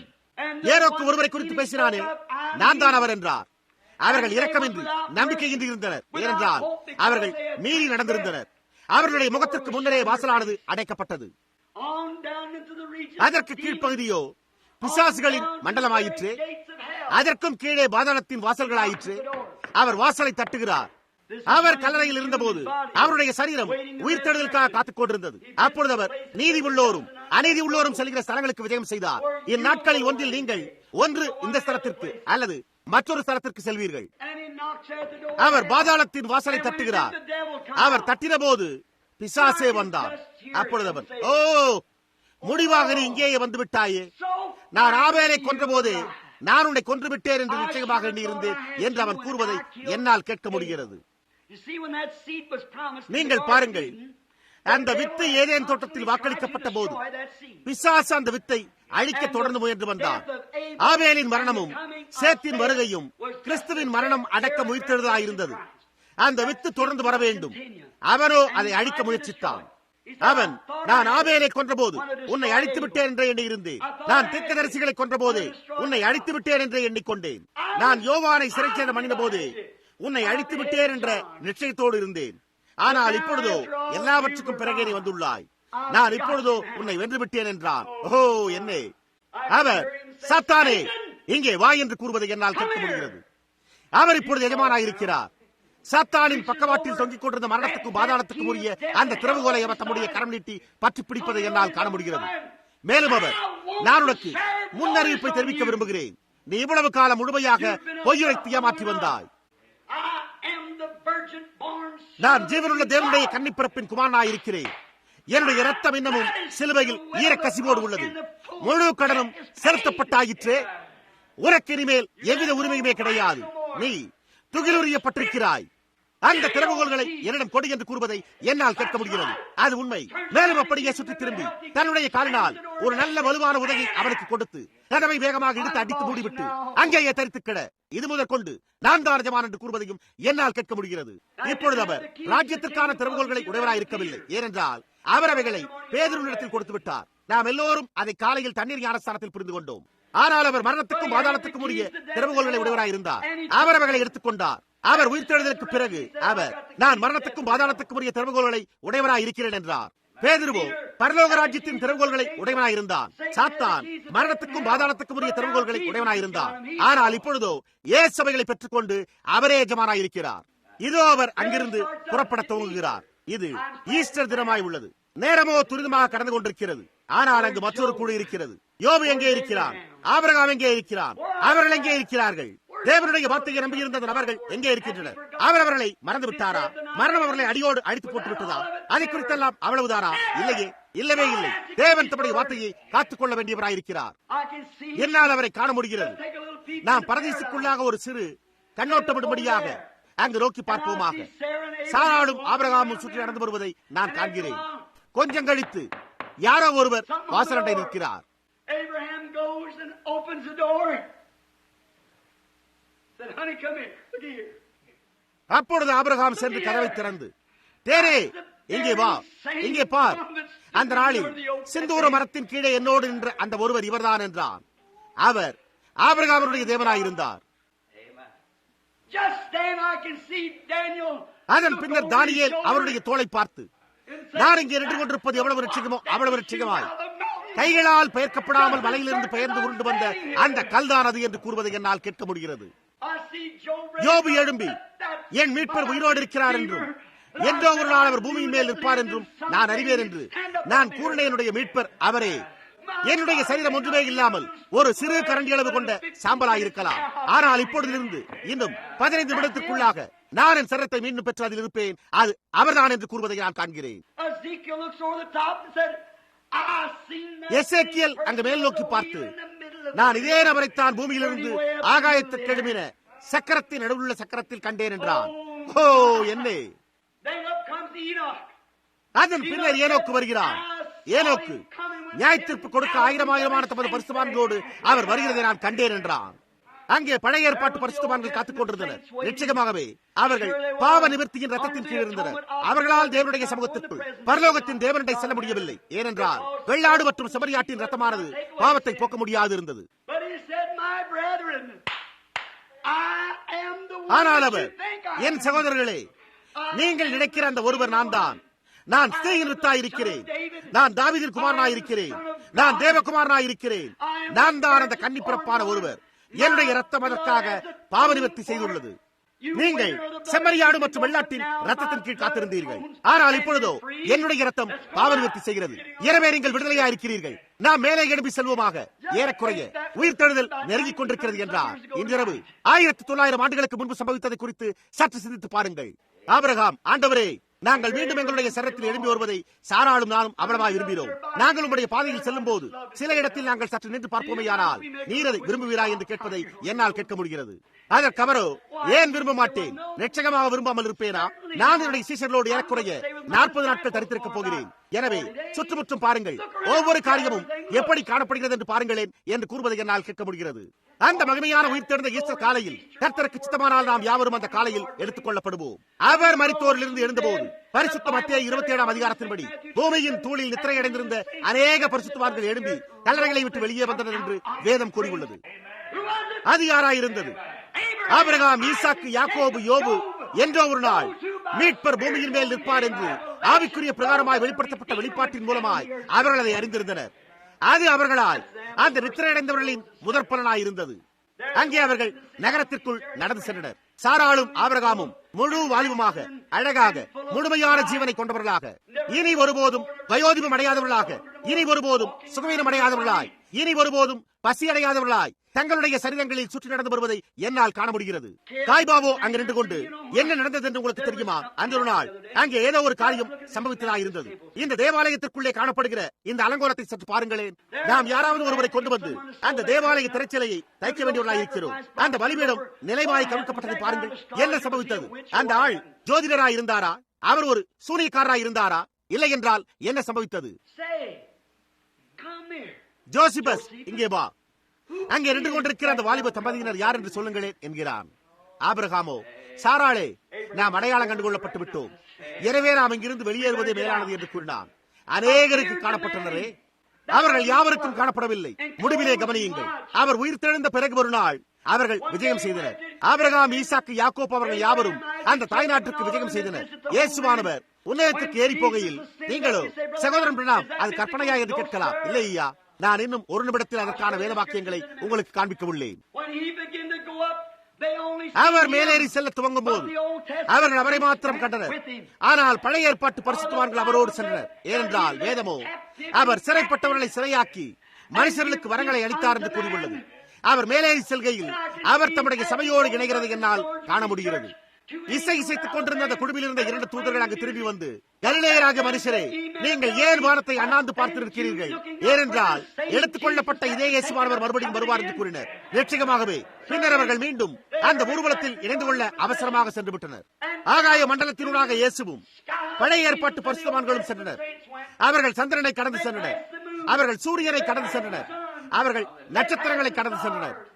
And when they got inside of that great, beautiful white heavens, the Old Testament saints screamed out, quoting Scripture, lift up. அவர்கள் அந்த மகத்தான காட்சிக்குள், அழகான வெண்மையான ஆகாய மண்டலங்களுக்குள் பிரவேசித்த போது பழைய ஏற்பாட்டு பரிசுத்தவான்களோ, அனாதி கதவுகளே உயருங்கள், உயர்த்துங்கள், அனாதி கதவுகளே உயருங்கள், உயருங்கள், மகிமையின் ராஜா உட்பிரவேசிப்பார் என்ற இந்த வேத வாக்கியத்தை மேற்கோளிட்டு கூச்சலிட்டனர்.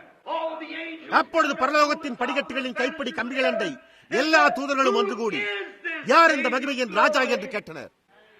அதற்கு பழைய ஏற்பாட்டு பரிசுத்தவான்களோ, அவர் சேனைகளின் கர்த்தரானவர், யுத்தத்தில் பராக்கிரம் உள்ளவராமே, ஒரு ஜெயவீரராயிற்றே என்று பதில் உரைத்தனர்.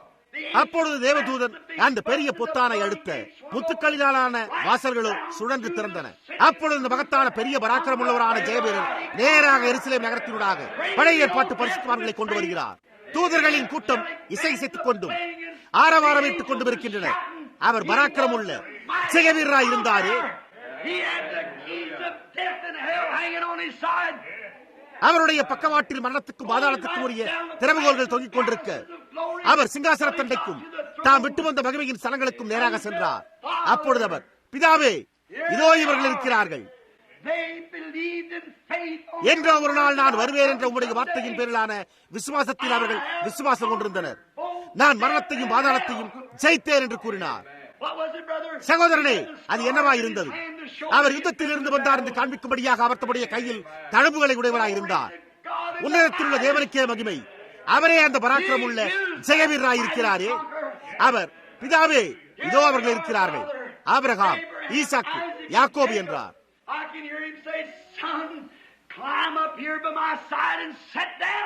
அப்பொழுது அவரோ, குமாரனே, நான் உம்முடைய சத்துருக்களை உமக்கு பாதபடியாக்கி போடும் வரைக்கும் நீர் என்னுடைய வலது பாரசத்தில் உட்காரும் என்று கூறுவதை என்னால் கேட்க முடிகிறது.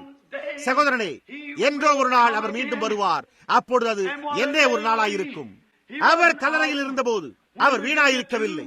அவர் அங்கே வெறுமன மரித்தவராய் படுத்துக் கொண்டிருந்தார் என்றே நாம் நினைக்கிறோம். ஆனால் அவரோ இன்னும் தாழ இறங்கி ஜெயங்கொண்டு அவர் தாழ இறங்கி சாத்தானிடமிருந்து திறவுகோல்களை கைப்பற்றினார். அவர் இன்று மரணத்துக்கும் பாதாளத்துக்கும் உரிய திறவுகோல்களை உடையவராய் இருக்கிறார். எனவே அவர், நான் பிழைக்கிறபடியினால் நீங்களும் பிழைப்பீர்கள் என்றார். என்னுடைய அருமையான சகோதரனே, சகோதரியே, இன்றிரவு உண்மையாகவே அதை குறித்து சிந்தித்து பார்த்துள்ளாயா என்றே நான் ஆச்சரியப்படுகிறேன். அவர் பிழைக்கிறபடியால் மாத்திரமே நீங்கள் பிழைக்கிறீர்கள் என்று நீங்கள் தெளிவாக உணர்கிறீர்களா? நீங்கள், தேவனே, இதோ நான் ஒரு பாவியாய் இருக்கிறேன், என்னிடத்தில் இரக்கமாயிரும் என்று கூறி உன்னையே ஏறெடுத்து படைக்கும் அளவிற்கு அதை போதுமான அளவு மனதார உணர்ந்துள்ளீர்களா? நீங்கள் எப்போதாவது அந்த எல்லாவற்றுக்கும் போதுமான பலியை ஏற்றுக்கொண்டிருக்கிறீர்களா? நீங்கள் அவரை நேசித்தீர்கள் என்று எப்போதாவது நீங்கள் அவரிடத்தில் கூறியிருக்கிறீர்களா?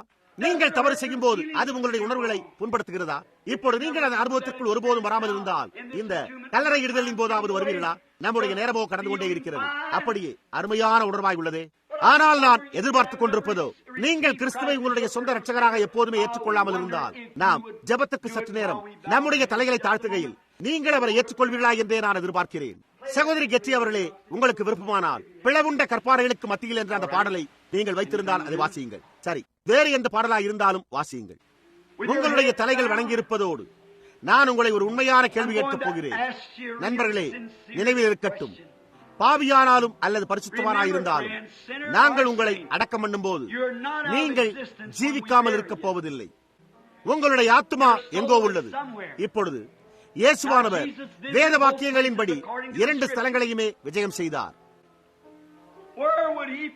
இன்றிரவு நீ மரித்து போவாயானால் அவர் உன்னை எங்கே கண்டறிவார்? நீ புறக்கணித்திருக்கிறபடியால் உனக்கு முன்னால் அடைக்கப்பட்ட இரக்கத்தின் வாசலை நீ உடையவனாயிருப்பாயா? அவர் ஒரு இரட்சகராய் மாத்திரமல்லாமல் அவர் ஒரு நியாயாதிபதியாயும் இருக்கிறார் என்பது நினைவிருக்கட்டும். நீங்கள் இப்பொழுது நியாயாதிபதியாயிருக்கிறீர்கள். நீங்கள் எப்படி அவரை நியாயந்திருக்கிறீர்கள்? அவர் இப்பொழுது உங்களுடைய இரட்சகராய் இருக்கட்டும். ஒரு சிறு கதை என்னுடைய நினைவிற்கு வருகிறது. கொஞ்ச காலத்திற்கு முன்னர் ஒரு சிறு பையன் ஒரு குதிரை வண்டிக்குள் அமர்ந்து கொண்டிருந்தான். அப்பொழுது வீதியில் ஒரு துப்பாக்கி சூடு நடந்தபடியால் குதிரைகள் தப்பி பிழைக்கும்படி ஒரு மலைப்பாங்கில் உள்ள செங்குத்தான பாறையின் மீது ஓடிக்கொண்டிருந்தன. அப்பொழுது ஒரு வாலிப மாடு மேய்க்கும் பையன் அந்த குதிரைகள் ஓடி மலையில் உள்ள ஒரு செங்குத்தான பாறையின் முனையிலிருந்து கீழே விடுவதற்கு முன் அந்த வண்டியை பற்றி பிடித்து நிறுத்திவிட்டான். ஏனென்றால் அந்த வண்டிக்குள் ஒரு குழந்தை இருந்தது. எனவே அவன் அந்த சிறு குழந்தையுடைய ஜீவனை காப்பாற்றி விட்டான். அதன் பின்னர் அநேக வருடங்கள் கழித்து அந்த சிறு குழந்தையா இருந்தவன் நீதிமன்ற வளாகத்தில் நின்று கொண்டிருந்தான். இந்த சிறு குழந்தையா இருந்த பையன் தவறான பாதையை தெரிந்து கொண்டு குற்றமுள்ளவனாகி சட்டத்துக்கு விரோதமான ஒரு குற்றத்தையும் புரிந்துவிட்டிருந்தான். அவன் குடித்துக் கொண்டும் சூதாடிக் கொண்டும் இருந்தபோது ஒரு மனிதனை சுட்டுவிட்டான். எனவே அவன் குற்றவாளியானபடியால் குற்றவாளியாய் பிடிக்கப்பட்டான். அப்பொழுது நீதிபதி எழும்பி நின்று, நீ மரிக்கும் மட்டாய் உன்னை தூக்கிலிடும்படி நான் உனக்கு தீர்ப்பளிக்கிறேன் என்று கூறிவிட்டார். அந்த வாலிப மனிதனோ, நீதிபதி அவர்களே என்றான். மேலும் அவன் நீதிமன்ற விதிமுறையை மீறி அவன் அந்த குற்றவாளி கூண்டிலிருந்து குதித்து இரக்கத்திற்காக நீதிபதியினுடைய பாதத்தண்டை விழுந்தான். அப்பொழுது அவன், நீதிபதி அவர்களே, என்னுடைய முகத்தை நோக்கி பாருங்கள், என்னை உங்களுக்கு தெரியவில்லையா என்று கேட்டான். அதற்கு அவரோ, இல்லை மகனே, எனக்கு தெரியவில்லை என்று கூறினார். அப்பொழுது அவன், அநேக ஆண்டுகளுக்கு முன்னர் விபத்திற்குள்ளாகும்படி ஓடின ஒரு குதிரை வண்டியிலிருந்து ஒரு குறிப்பிட்ட சிறு பையனுடைய ஜீவனை நீங்கள் காப்பாற்றினது உங்களுக்கு நினைவிருக்கிறதா என்று கேட்டான். அதற்கு அவர், ஆம், அது எனக்கு நினைவிருக்கிறது என்று கூறினார். அப்பொழுது அவன், நான் தான் அந்த பையன் என்றான். மேலும் அவன், நீதிபதி அவர்களே, அப்பொழுது நீங்கள் என்னை காப்பாற்றினீர்கள், எனவே இப்பொழுதும் என்னை காப்பாற்றுங்களே என்று கூறினான். அதற்கு நீதிபதியோ அவனை நோக்கி பார்த்து, மகனே, அந்நாளில் நான் உன்னுடைய இரட்சகராக இருந்தேன், இந்நாளிலோ நான் உன்னுடைய நியாயாதிபதியாக இருக்கிறேன் என்று கூறிவிட்டார். இன்றைக்கு அவர் உங்களுடைய இரட்சகராக இருக்கிறார். பாவியே, நாளை அவர் உன்னுடைய நியாயாதிபதியாக இருக்கலாம். இசையானது இசைக்கப்படும் போது இப்பொழுதே நாம் அதை குறித்து சிந்தித்து பார்ப்போமாக. ஒவ்வொருவரும் ஜெபியுங்கள். அதை ஆதாரமாக கொண்டே தேவனிடத்தில் ஜெபித்துக் கொண்டிருங்கள். இப்பொழுது இன்றிரவு கிறிஸ்துவை சொந்த இரட்சகராக ஏற்றுக்கொள்ள விரும்புகிறவர்கள் துரிதமாக, தேவரே, ஒரு பாவியான என்னிடத்தில் இரக்கமாயிரும். நான் சிந்தப்பட்ட ரத்தத்தின் மூலமாக வர விரும்புகிறேன். நான் சபையில் சேர்ந்து கொள்ளவும் இடம் விட்டு இடம் ஓடவும் முயன்று வந்தேன். நான் மறுபடியும் பிறக்க விரும்புகிறேன். சகோதரன் பிரணாம் சற்று முன் பேசினதை குறித்து ஆவிக்குரிய வெளிப்பாட்டினால் கிறிஸ்து தம்மை எனக்கு வெளிப்படுத்தி இருக்கிறார் என்பதை என் இருதயத்தில் நான் அறிந்து கொள்ளும் அனுபவம் எனக்கு தேவை. எனக்கு ஆவிக்குரிய வெளிப்பாடு தேவை. என் இருதயத்தில் பரிசுத்த ஆவியானவர் வந்து என்னை உயிர்ப்பித்து எனக்கு நானே விலகிக் கொள்வதை காட்டிலும் அதிகமாக கிறிஸ்துவை எனக்கு தத்துவமாக விளக்கி காண்பிக்க வேண்டும் என்று நான் விரும்புகிறேன். சகோதரன் பிரணாம், நான் அந்த அனுபவத்தையே வாஞ்சிக்கிறேன். நான் என்னுடைய கரத்தை உயர்த்தும் போது நீர் எனக்காக ஜெபிப்பீரா என்று கூறுவீர்களா என்று நான் எதிர்பார்க்கிறேன். ஜெபத்தில் நினைவு கூறப்பட வேண்டும் என்று வாஞ்சிக்கிறவர்கள் இப்பொழுதே உங்களுடைய கரங்களை உயர்த்துவீர்களா? பெண்மணியே, தேவன் உம்மை ஆசீர்வதிப்பாராக. பெண்மணியே, அங்கே பின்னால் உள்ள உங்களையும் தேவன் ஆசீர்வதிப்பாராக. அது நன்றாய் உள்ளது. ஐயா, தேவன் உம்மை ஆசீர்வதிப்பாராக. அது நன்றாய் உள்ளது. உங்களுடைய கரங்களை உயர்த்துங்கள். இப்பொழுது உங்களுடைய கரம் மேலே உயரட்டும். நீங்கள் எப்படி வெட்கப்படத்தக்கவர்களாய் இருப்பீர்கள் நண்பரே, அதை போன்றே அப்பேற்பட்டதை உன்னால் புறக்கணிக்க முடியுமா? நினைவிருக்கட்டும். ஓ, நீங்களோ சகோதரன் பிரணாம், பிரசங்கிமார்கள் அநேக வருடங்களாக பிரசங்கித்திருக்கிறார்கள் என்று கூறலாம். ஆனால் இந்நாட்களில் ஒன்றில் அவர்கள் பிரசங்கிப்பதை விட்டுவிடப் போகிறார்கள் என்பதை நான் அறிவேன். காரியங்கள் காணப்படுகிற விதத்தில் பார்த்தால் அது சரியாக இருக்கலாம். நீங்கள் உங்களுடைய கடைசி பிரசங்கத்தை கேட்கப் போகிறீர்கள். மனந்திறந்து பேசுகிறேன், இது நீங்கள் கேட்கும் கடைசி பிரசங்கமாயிருக்கலாம். ஓ, நீங்களோ நான் வாலிபமாய் இருக்கிறேன் என்று கூறலாம். அது ஒரு பொருட்டல்ல. மரணத்திற்கு முகதாட்சியமோ அல்லது வயதோ அல்லது சாமர்த்தியமோ கிடையாது. நீங்கள் உங்களுடைய கரத்தை உயர்த்துவதன் மூலம் இப்பொழுதே அவரை சொந்த இரட்சகராக ஏற்றுக்கொண்டு, தேவனே, என்னிடத்தில் இரக்கமாயிரும் என்று கூறுவீர்களா? இங்குள்ள இந்த மற்றவர்களோடு உங்களுடைய கரங்களையும் உயர்த்தி, இப்பொழுதே நான் கிறிஸ்துவை ஏற்றுக்கொள்ள விரும்புகிறேன் என்று கூறுங்கள். நீங்கள் உங்களுடைய கரங்களை உயர்த்துவீர்களா? பின்மாற்றமடைந்த எவரேனும் இருந்தால், தேவனே, என்னிடத்தில் இரக்கமாயிரும். நாளை தினமானது எனக்கான ஒரு புதிய உயிர்த்தெழுதலாய் இருக்கும்படியாக நான் இன்றிரவே கிறிஸ்துவனிடத்திற்கு திரும்பி வர விரும்புகிறேன் என்று கூறுங்கள். நீங்கள் உங்களுடைய கரங்களை உயர்த்துவீர்களா? உங்களுடைய கரத்தை மேலே கொண்டு சென்று, என்னிடத்தில் இரக்கமாயிரும், நான் இப்பொழுதே வர விரும்புகிறேன் என்று கூறுங்கள்.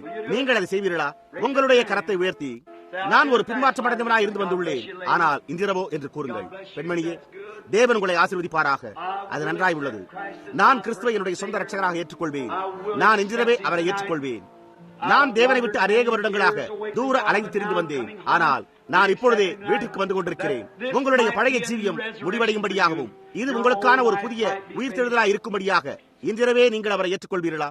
இந்த பெண்மணி தன்னுடைய அறிக்கையிடுதலை செய்ய பீடத்தண்டை நிற்கும்படியாக மேலே வந்து கொண்டிருக்கிறார். வேறு எவரேனும் தங்களுடைய அறிக்கையிடுதலின் பேரில் இங்கு வந்து தங்களுடைய ஸ்தானத்தை ஏற்றுக்கொள்ள அவளோடு கூட இங்கு மேலே வர விரும்புகிறீர்களா? நீங்கள் எழும்பி நின்று மேலே பீடத்தண்டை வருவீர்களா? பீடம் திறந்தே உள்ளது. நிச்சயமாகவே நேராக மேலே வாருங்கள். நீங்கள் இங்கு நின்று ஜெபிக்க விரும்பினால் அது சரியாயிருக்கும். வாருங்கள். நீங்கள் வருவீர்களா? உங்களுடைய விசுவாச அறிக்கையின் பேரில், தேவகுமாரனில் உள்ள உங்களுடைய விசுவாசத்தின் பேரில் நீங்கள் இப்பொழுது வருவீர்களா? சரி, அது உங்களை பொறுத்தது. உங்களுக்கு நினைவிருக்கட்டும், நீங்கள் அந்த ஒருவராய் இருக்கிறீர்கள். நீங்கள் ஒரு பாவியாய் இருக்கிறீர்களா? நீங்கள் ஒரு பின்மாற்றமடைந்தவராய் இருக்கிறீர்களா? நீங்கள் குளிர்ந்து போய் கிறிஸ்துவை விட்டு தூரமாய் போய்விட்டீர்களா? நீங்கள் இப்பொழுதே அவரோடு புதியதாய் எழுப்பப்பட வேண்டும் என்றும் புதியதாக ஜீவியத்தை துவக்க வேண்டும் என்றும் விரும்புகிறீர்களா? அவ்வப்போது ஏற்படும் மாற்றங்களோடு நீண்ட காலமாக கணவனும் மனைவியுமாய் இருந்து வந்தும் உங்களுடைய வீட்டில் உண்டாகும் குழப்பங்களை கொண்டவர்களாய் உள்ள உங்களை குறித்து என்ன? நீங்கள் ஒவ்வொருவரும் அந்த காரியத்தை இப்பொழுதே தேவனோடு சரிபடுத்திக் கொள்ள வரமாட்டீர்களா? இந்த ஈஸ்டர் ஆனது உண்மையாகவே உங்களுக்கான ஈஸ்டராயும் ஒரு புதிய இல்லத்தை துவங்குகிறதுமாயும் இருப்பதாக.